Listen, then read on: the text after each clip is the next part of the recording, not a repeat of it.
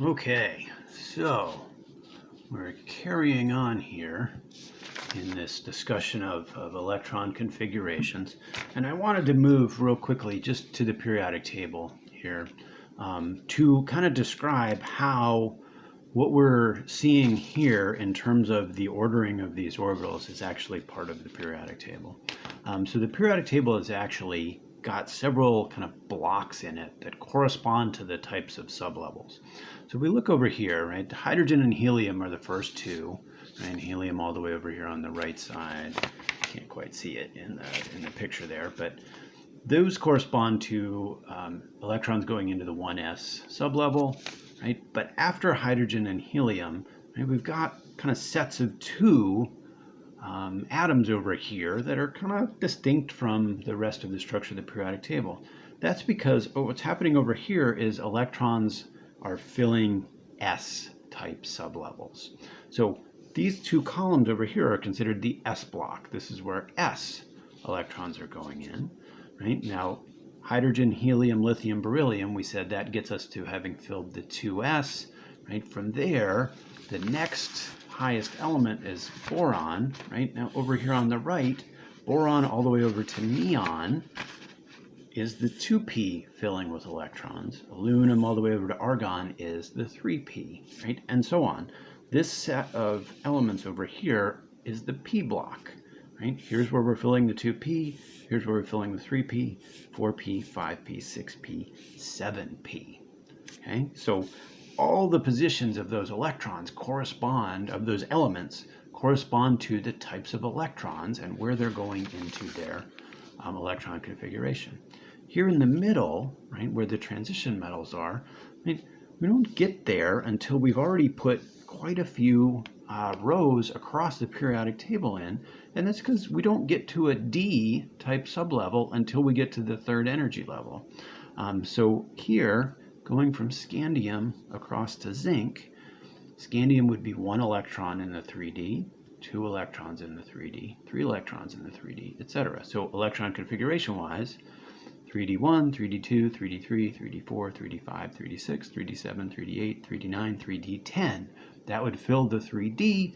We'd move on to the 4P, right? Now there's an ordering in terms of energy we'll have to come to terms with. It's a combination of the value of N and the value of L that we can use to evaluate that. But here in the middle of the periodic table, we've got a D block. So here's the 3D, here's the 4D, here's the 5D, here's the 6D for filling with electrons. The two little spaces over here, 57 through 70 and 89 through 102, which are expanded down here below the periodic table, these correspond to where the F type sublevels are being filled. So these are F blocks. So the first time we encounter the F is in the 4th energy level. So 57 through 70 here is filling the 4F, 4F1, 4F2, 4F3, etc., all the way over to 4F14. Once that F is filled, we go to the corresponding next D sublevel, right? 89 to 102, that's the 5F. So 14 electrons can go into the 5F as we go across there. We follow Hund's rule and the Pauli exclusion principle there as well. So the first 7 electrons would go in spin up to each of the orbitals. The last 7 would go in spin down to each of those half-filled orbitals to fill them up. Once they're filled, we move on to the next orbital. So using the periodic table, we should be able to count our electron configuration all the way up to element 118, which finishes off the 7p. So basically, right, hydrogen over to helium, that's 1s2, 2s2, 2p6, 3s2, 3p6, 4s2, 3d10, 4p6, 5s2, 4d10, 5p6, 6s2, 4f14, 5d10, 6p6, 7s2, 5f14, 6d10, 7p6, we're at element 118, right? So any element in the periodic table that I would assign you, you should just be able to kind of count your way through the blocks, tell me exactly what its electron configuration is, okay? So let's do one example of a larger element to try to show how we can do that. And then let's use a transition metal so we can talk about unpaired d electrons as well. So let's see, I want an F in there, so let's talk about iridium, IR. And if we look on the periodic table, iridium's atomic number is 77. So that means in a neutral iridium, there'll be 77 electrons. Basically, what we want to do is work our way through the blocks and write out the whole configuration of iridium. So following the periodic table, right, the electron configuration of iridium, we'd start with 1s. There'd be 2 in there because that's filled. Then would come the 2s, so 2s2. That would be followed by the 2p, 2p6. Then the 3s, so 3s2. Then the 3p, 3p6. Right? Now from 3p6 we end up back in the s part of the periodic table. So after 3p6 comes 4s2. Now that might bother you a little bit because wait, wasn't there a 3d? There was. Right? The 3d is actually a little bit higher in energy than the 4s, at least for a neutral atom. So electrons end up populating the 4s first before they then go into the 3d. So it'd be 4s2, then 3d10. Right? Now, that's there in the periodic table. Potassium and calcium, 19 and 20 in atomic number, are in the S block before we get to scandium through zinc, which are in the D block. So the fact that the 4s comes before the 3d, present in the periodic table. Now, we'll talk about a way to understand that in terms of quantum numbers as well. Now, after zinc, where we filled the 3d, we would hit the 4p, so 4p6. Then we'd come back over to the left side of the periodic table. That's the 5s, so 5s2. Then we'd hit another d. This is the 4d, 4d10, right? And then another p, 5p6. All right. Then we hit s again, so 6s2, right? And then here's the f block. I'm a little below my camera, but 57 through 70, that's the 4f's, 14, right? And then we get into the D's. And now we don't need to go all the way across here. I'll watch out for that, right? You kind of get in the habit of D10, D10, P6, P6, right? We won't go all the way to 10 here because we're going to hit iridium partway through this would be the 5D. So 1, 2, 3, 4, 5, 6, 7 into the 3D is where we would hit iridium. So that last 5D sublevel would only have 7 electrons in it. Okay.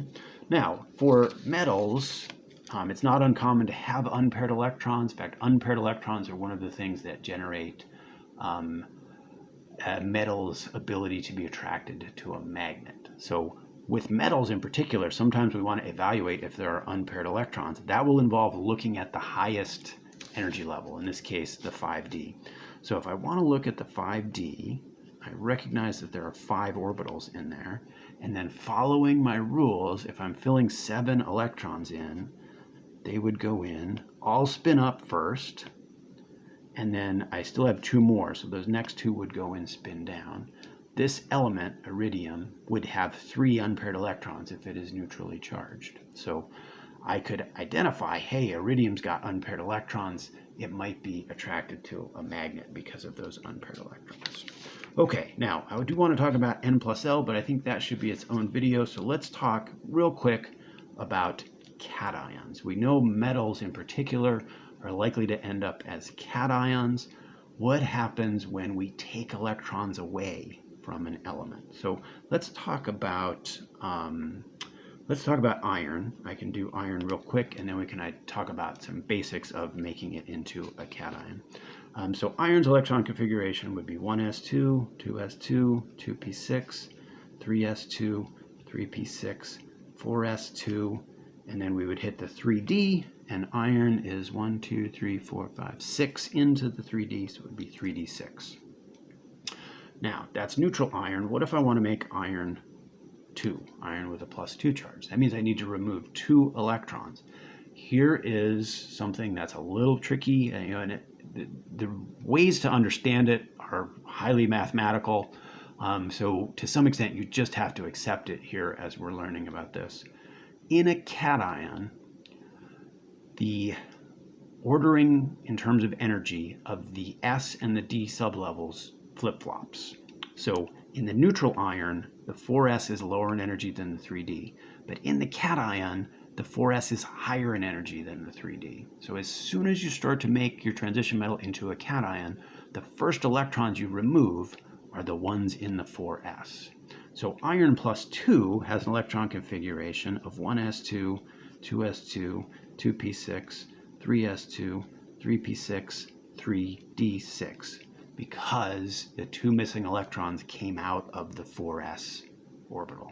Okay? Always with transition metals, pull the electrons out of the s sublevel first, then whatever the next highest level is. So for iron 3, right, the next electron would have to come out of the 3d. So iron 3 would be 1s2, 2s2, 2p6, 3s2, 3p6, and then 3d5.